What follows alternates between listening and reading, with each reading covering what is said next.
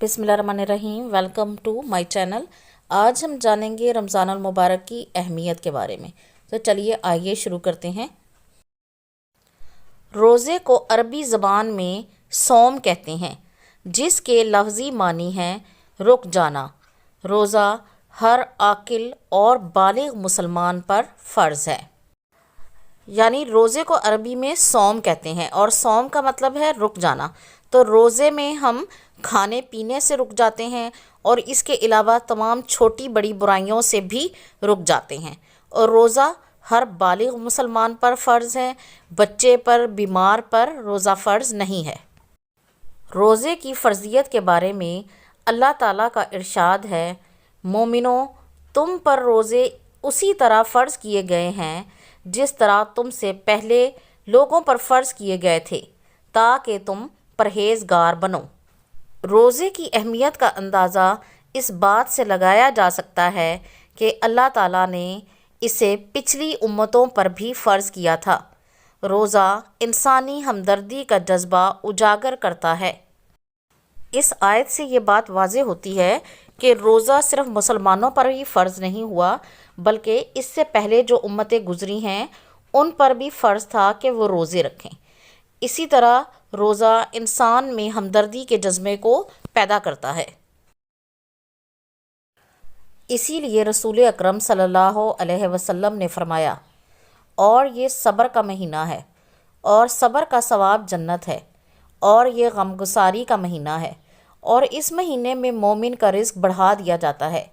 जो आदमी इस माह में रोज़ादार को रोज़ा अफ्तार करवाए तो वो इसके गुनाहों की बख्शिश का सबब होगा।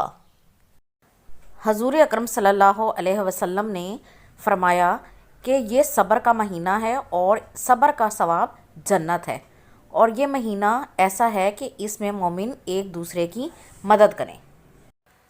इस महीने में मोमिन का रिस्क बढ़ा दिया जाता है, यानी पूरे साल में जो रिस्क मिलता है इस महीने में उससे ज़्यादा रिस्क दिया जाता है। इसी तरह जो शख्स रोज़ेदार को रोज़ा अफ्तार करवाए तो उसके भी गुनाहों को बख्श दिया जाएगा। रोज़े की वजह से मुआशरे के तंग दस्त लोगों का एहसास होता है। रोज़ा रखने से मुआशरे में नेकी की फ़िज़ा पैदा होती है, क्योंकि जो लोग गरीब होते हैं हम उनका एहसास नहीं कर सकते। जब इंसान ख़ुद सारा दिन भूखा प्यासा रहता है तो उसे एहसास होता है कि गरीब लोग जिनके पास खाने को नहीं होता तो वो अपना दिन कैसे गुजारते हैं।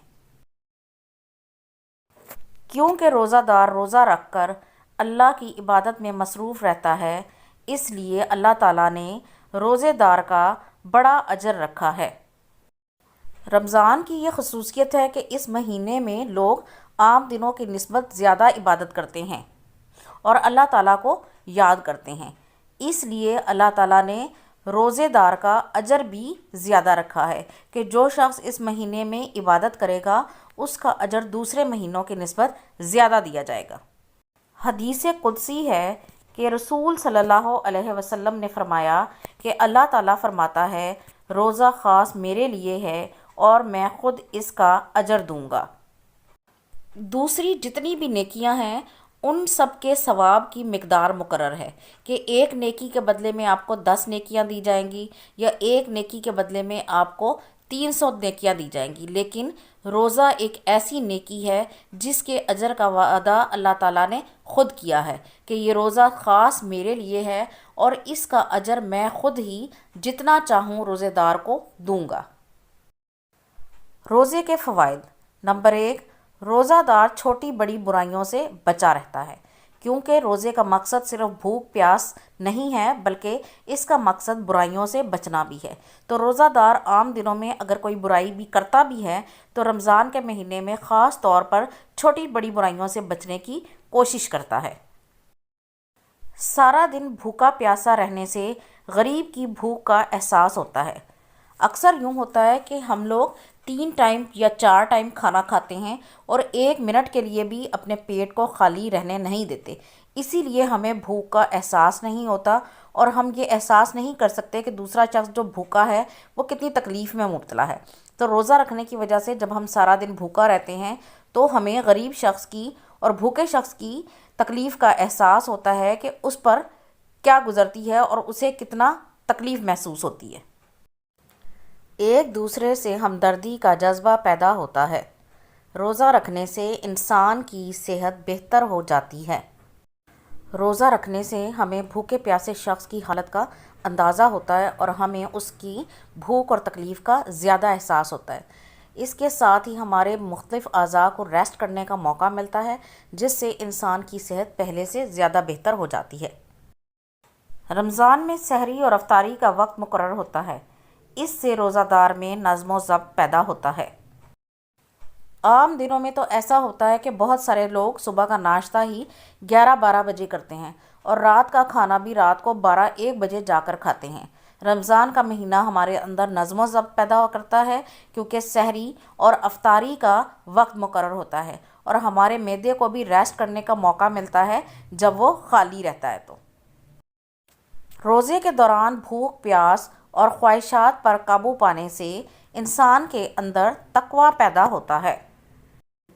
جب روزے میں انسان بھوکا پیاسا رہتا ہے اور وہ چیزیں جو اسے عام روٹین میں پسند ہوتی ہیں لیکن رمضان کی وجہ سے ان کو چھوڑ دیتا ہے، تو اس سے اس کے اندر صبر اور نیکی کے جذبات پیدا ہوتے ہیں جو اس کی آئندہ زندگی کو آسان بنا دیتے ہیں۔ اللہ تعالیٰ روزہ دار کے پچھلے گناہ معاف کر دیتا ہے، جیسا کہ پیچھے بھی میں نے آپ کو بتایا کہ اللہ تعالیٰ نے کہا ہے کہ روزہ میرے لیے ہے اور میں اس کا اجر خود دوں گا۔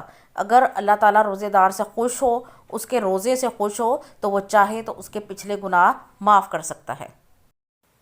رمضان میں عبادت کا اجر کئی گنا بڑھ جاتا ہے، یعنی رمضان میں جو ہم نمازیں پڑھتے ہیں یا نفل پڑھتے ہیں یا قرآن پڑھتے ہیں، اس کا اجر بھی ہمیں عام مہینوں کی نسبت بہت زیادہ ملتا ہے۔ کتنا ملتا ہے یہ اللہ تعالیٰ جانتا ہے، وہ جس کی عبادت سے جتنا زیادہ خوش ہوگا اس کو اتنا ہی اجر دے گا۔ تو رمضان کا مہینہ ہمارے لیے نیکیاں اکٹھا کرنے کا بہترین ذریعہ ہے۔ ہمیں چاہیے کہ ہم رمضان کے روزے بڑے اہتمام سے رکھیں اور اس ماہ مبارک میں زیادہ سے زیادہ نیک کام اور قرآن مجید کی تلاوت کریں۔ اس سے ہم دنیا اور آخرت میں کامیاب ہوں گے۔ مجھے امید ہے کہ یہ ویڈیو آپ کو پسند آئی ہوگی۔ اگر آپ کو یہ ویڈیو پسند آئی ہے تو اسے لائک اور شیئر ضرور کر دیں، اور اس طرح کی مزید ویڈیوز کو دیکھنے کے لیے میرے چینل کو سبسکرائب ضرور کر لیں۔ Thank you.